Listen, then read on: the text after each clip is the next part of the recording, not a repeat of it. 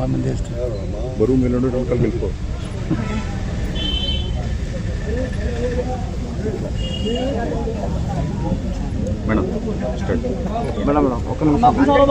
నమస్కారం. తెలుగుదేశం పార్టీ మిత్రపక్షాలు నాయకులకి, ఇక్కడికి విచ్చేసిన ఎన్డీఏ నాయకులకి అందరికీ ముందుగా పెనువల్లి గ్రామస్తులకి అందరికీ నమస్కారాలు. ఈరోజు మనము ఇది 3వ నెల పెన్షన్ కార్యక్రమంలో పాల్గొనడం జరుగుతుంది. మనం ముందుగా అనుకున్నట్టే చంద్రబాబు నాయుడు గారు సంక్షేమము, అభివృద్ధి సమర్థవంతంగా ఇవ్వగల నాయకులు అని చెప్పి మనము ఎలక్షన్ ముందు నుంచి కూడా చెప్పుకుంటూ ఉన్నాము. ఈరోజు అది ఆయన రుజువు చేసుకుంటున్నారు. ఎందుకంటే 31వ తేదీ పెన్షన్లు ఇవ్వడం నాకు తెలిసి ఇదే చరిత్రలో మొట్టమొదటిసారి నేను అనుకుంటున్నాను.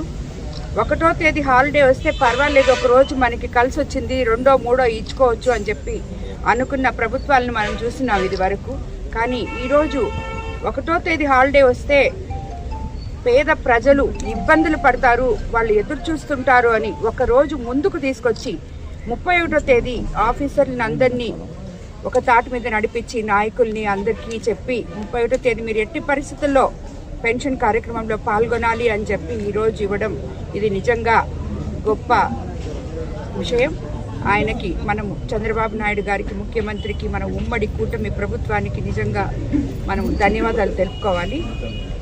అదేవిధంగా మేము పెన్షన్ ఇవ్వడంలో అధికారులు కానీ నాయకులు కానీ అందరూ ప్రతిసారి ప్రతి నెల ఒక్కొక్క గ్రామం ఎంచుకుంటున్నాము. ప్రతి దగ్గర ఎక్కడికి వెళ్ళినా వాళ్ళ ముఖంలో సంతోషం చూస్తే మాకు ప్రతి నెల మళ్ళీ 1వ తేదీ ఎప్పుడు వస్తుందా వాళ్ళ దగ్గరికి వెళ్ళి వాళ్ళకి పెన్షన్లు ఇచ్చి వాళ్ళ ఊర్లో ఏమైనా సమస్యలు ఉంటే కనుక్కొని వాళ్ళకి ఏమి మనం చేయగలము అనే ఉత్సాహంతో నాయకులందరూ ఈ పెన్షన్ కార్యక్రమంలో పాల్గొనడం, అందుకు అధికారులు సక్రమంగా స్పందించి నాయకులతో కలిసి పనిచేయడం అనేది ఈ ప్రభుత్వం యొక్క ప్రజల ప్రభుత్వమైన తెలుగుదేశం పార్టీ ఏదైతే ప్రజలకి అందించాలనుకునిందో పేద ప్రజలకి, ఇవన్నీ నాయకుల ద్వారా అధికారుల ద్వారా సక్రమంగా 1వ తేదీ అందడం.